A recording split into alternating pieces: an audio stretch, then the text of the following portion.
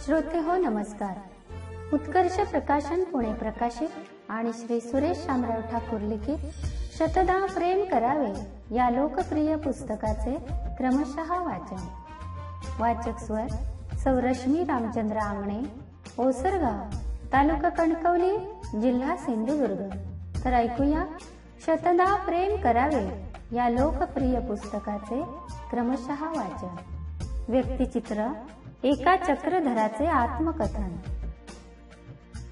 साधारण ते साल 1967-68 असावे. त्यावेळी मी 7वीत शिकत होतो आणि त्याच वर्षी आमच्या वाडीतील बाबू काका गावकर एसटीतून सेवानिवृत्त झाले. बाबू काका तसे एकमार्गी माणूस, नोकरीत असताना सुद्धा कोणाच्या अध्यात्मामध्ये आणि सेवानिवृत्त जीवन जगत असताना सुद्धा तेच, आपलं काम आणि आपण. त्यांच्या पत्नीने म्हणजे काकी गावकरणीने 2 म्हैशी पाळल्या होत्या. सकाळच्या वेळी त्या चरायला घेऊन माळावर जाणे, संध्याकाळच्या वेळी रामेश्वर वाचनालयात चक्कर टाकून धार्मिक पुस्तके घरी आणून वाचणे आणि सायंकाळी काकीचे दुधाचे उकडे ज्या त्या घरी पोच करणे, अशी आमच्या बाबू काकांची दिनचर्या. त्यात कधीही खंड नसे. आमच्याकडे बाबू काका बहुधा संध्याकाळी आमचे उकड्याचे दूध घेऊन यायचे. चांगले अर्धा तास बसून सकाळी आलेले वर्तमानपत्र वाचायचे म्हणजे अथ पासून इथी पर्यंत चरवण. वर्तमानपत्राच्या नावापासून येथून प्रसिद्ध केले सर्व अधिकार संपादकाच्या हाती पर्यंतचा मजकूर बाबू काका पूर्ण करायचे आणि नंतर येतो म्हणून सांगून जे निघत ते दुसऱ्या दिवशी सायंकाळी अवतीर्ण होत. युनियनच्या गाड्यांपासून बाबू काकांची ड्रायव्हर म्हणून नोकरी सुरू झाली. ते त्यानंतर सुरू झालेल्या महाराष्ट्र राज्य परिवहन मंडळाच्या एसटीत 10-12 वर्षे सेवा करून वयाच्या 60व्या वर्षी बाबू काका सेवानिवृत्त झाले. आपल्या आयुष्यात त्याने कोठेच ऍक्सिडेंट केला नाही. त्यांचा स्वभाव जसा शांत तसे ड्रायव्हिंग देखील. बाबू काकाच्या गाडीखाली मुंगळेन जरी आत्महत्या करूचो प्रयत्न केल्या तरी तो सफलच होऊचो नाही. बाबू काकाच्या एसटीन वराड घेऊन निघाचा आणि भकलेच्या झिलांच्या बारशात पोचायचा आणि आरामात घुगरे खाऊचे. अशा कॉमेंट्स बाबू काकांच्या ड्रायव्हिंगवर गावकरी करायचे. पण बाबू काकांच्या तोंडावर बोलायची कोणाचीच हिंमत नव्हती. ना त्यांच्यापेक्षा थोरांची, ना त्यांच्यापेक्षा छोट्यांची, ना समवयस्कांची. कारण कर्मण्ये वाधिकार असते मा फलेषु कदाचन या गीतेतील सुवचनाचे तेज बाबू काकांच्या हडकुळ्या शरीराच्या तेजस्वी चेहऱ्यावर दिसायचे. म्हणून त्यांच्या भानगडीत कोणी पडत नसत. एक अबोल माणूस म्हणून त्यांची ख्याती होती. देवगड एसटी डेपोत मात्र त्यांच्या सुरक्षित ड्रायव्हिंग बाबत त्यांचं कौतुक होत असे आणि त्यांना मानही मिळत असे. मात्र त्या काळी आतासारखे पुरस्कार नसल्याने सुरक्षित वाहन सप्ताहातील सुरक्षित चालकाचा पुरस्कार बाबू काकांना कधीच मिळू शकला नाही. एकदा असेच संध्याकाळी बाबू काका आमचे उकड्याचे दूध घेऊन घरी आले. 1 तास पेपर वाचन झाल्यावर रेंगाळले. मी अभ्यास करत होतो. बाबू काका माझ्या जवळच्या बाकावर बसले. काय करतोस रे असं म्हटल्यावर मी माझा शाळेतील अभ्यास करत असल्याचे त्यांना सांगितले. त्यावर बाबू काका हसले आणि म्हणाले, सध्या माझाही अभ्यास चालू आहे. मी सध्या लिहितोय माझं आत्मचरित्र. माझं आत्मचरित्र लिहितोय म्हटल्यावर मला ते खरेच वाटेना. मी हसू लागलो. बाबू काका कधीच मालवणी बोलत नसत, शुद्ध आणि स्वच्छ मराठी. मी त्यांना विचारलं, नाव काय देणार तुमच्या आत्मचरित्राला? त्यावेळी ते म्हणाले, नाव अगोदर दिलं आणि नंतर आत्मचरित्र लिहायला घेतलं. नाव आहे एका चक्रधराचे आत्मकथन.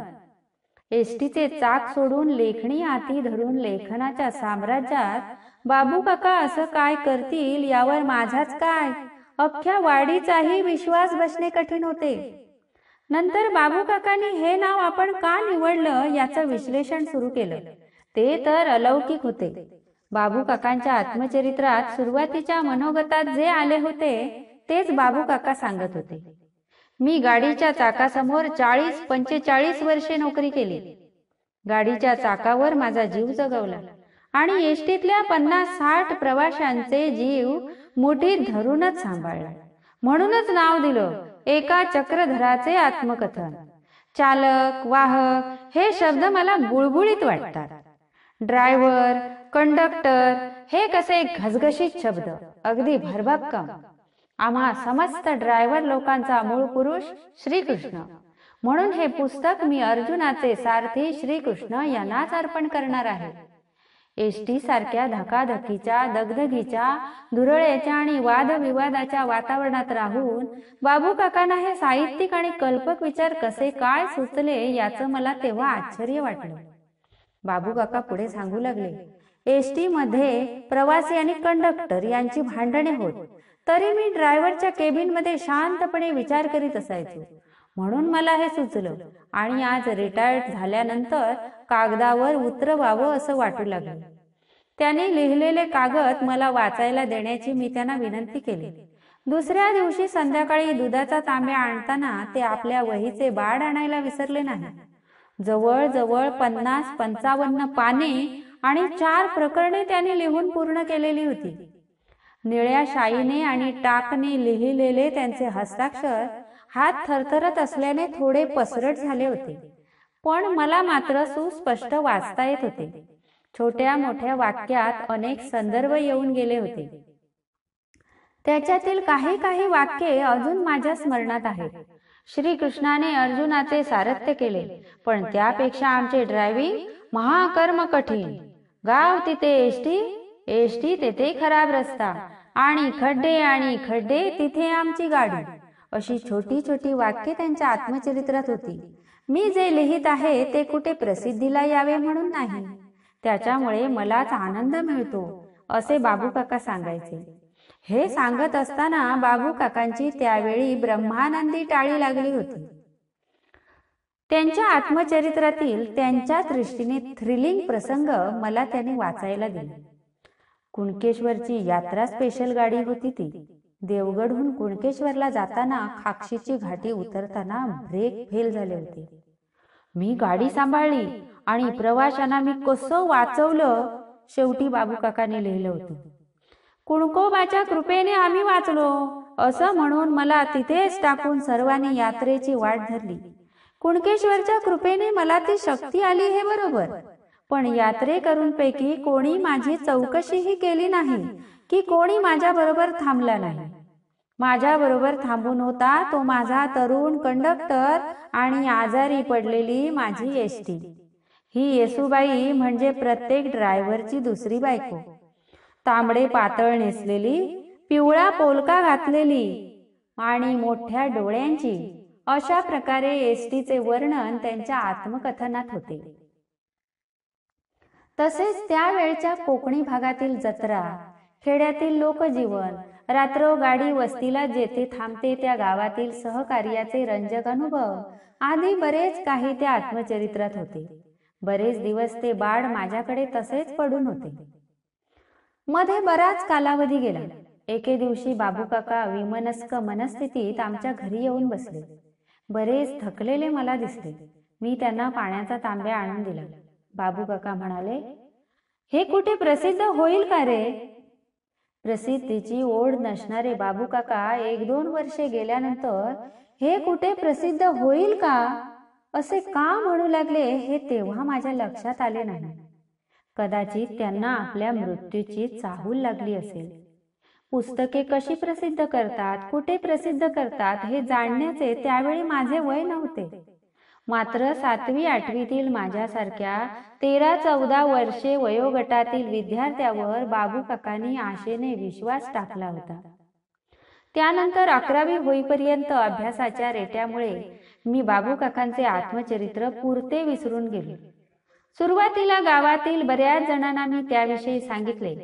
त्यावेळी गाडी चालवून झाली, आता काय पुस्तका चालवायची होत काय बाबू, अशी कडवट टीका आल्यावर मी तो विषय सोडून दिला. प्रकृती बरी नसल्याने बाबू काका त्यानंतर आमच्या घरी क्वचितच येत. मी SSCला असताना बाबू काकांचे हृदयविकाराने निधन झाले. त्यावेळी मला प्रकर्षाने त्यांच्या त्या वहीची आठवण होऊ लागली. त्यांच्या घरी त्या वहीसाठी आज जाईन, उद्या जाईन म्हणता म्हणता त्या वातावरणात जाणे झाले नाही. त्यानंतर मी मालवणच्या सिंधुदुर्ग कॉलेजमध्ये जॉईन झालो. तेथील वाङ्मय मंडळात काम करीत असताना आमचे मराठीचे आवडते प्राध्यापक मुरलीधर जावडेकर यांच्याशी माझा दाट स्नेह निर्माण झाला. विद्यार्थी प्राध्यापक हे नातं आमच्यात राहिलंच नव्हतं. मी सरांना बाबू काका आणि त्यांच्या आत्मकथनाविषयी सांगितलं. सर ते ऐकून प्रभावित झाले. मला म्हणाले, आजच घरी जा आणि मिळाली तर त्यांच्याकडून ती वही घेऊन ये. मराठीच्या वाङ्मयीन दालनात प्रसिद्ध होणारे हे बहुधा एसटी ड्रायव्हरचे पहिले आत्मचरित्र असेल. ते प्रसिद्ध होण्याकरिता मी प्रयत्न करीन. मी संध्याकाळी तसाच घरी आलो. काकी गावकरणीकडे गेलो. तिला ही सर्व हकीकत सांगितली. ती फार खंगली होती. तिला व मुलांना या वहीबद्दल काहीच कल्पना नव्हती. बाबू काकांच्या मृत्यूलाही 2 वर्षे होऊन गेली होती. त्यांनी त्यांच्या दोन्ही ट्रंका उघडल्या. त्या ट्रंकेत जमिनीची कागदपत्रे, सातबाराचे उतारे, पेन्शनची कागदपत्रे, एका पिशवीत बाबू काकांचे खाकी कपडे, एसटीचा बिल्ला हे सर्व होतं. पण ती वहीच कुठे मिळत नव्हती. काकी म्हणाल्या, गेल्या वर्षी नळे परतताना वाळवी लागलेली एक वही गावली. वाळवी लागली म्हणान आम्ही ती टाकून दिलं. मला क्षणभर काहीच सुचेना. मी शांत झालो. बहुधा तीच वही असावी असे समजून मी घरी परतलो. माझे डोके अगदी गच्च झाले होते. बाबू काकाने ड्रायव्हरला दिलेली श्रीकृष्णाची भूमिका मला आज प्रकर्षाने आठवू लागली. श्रीकृष्ण अर्जुनाला गीता सांगत असताना अर्जुन एकटाच ऐकत होता आणि बाबू काका युनियन आणि एसटीची जीवन गीता सांगताना ऐकणाराही मी एकटाच होतो. बाबू काकांचे ते अमोल आत्मकथन प्रसिद्ध न होता लोप पावले होते. आयुष्यभर कोठेही ऍक्सिडेंट न करणाऱ्या बाबू काकांनी शेवटी जाता जाता हा माझ्यासाठी ऍक्सिडेंट केला होता. अगदी जबरदस्त. श्रोते हो, आपण ऐकत होतात उत्कर्ष प्रकाशन पुणे प्रकाशित आणि श्री सुरेश शामराव ठाकूर लिखित शतनाव प्रेम करावे या लोकप्रिय पुस्तकाचे क्रमशः वाचन.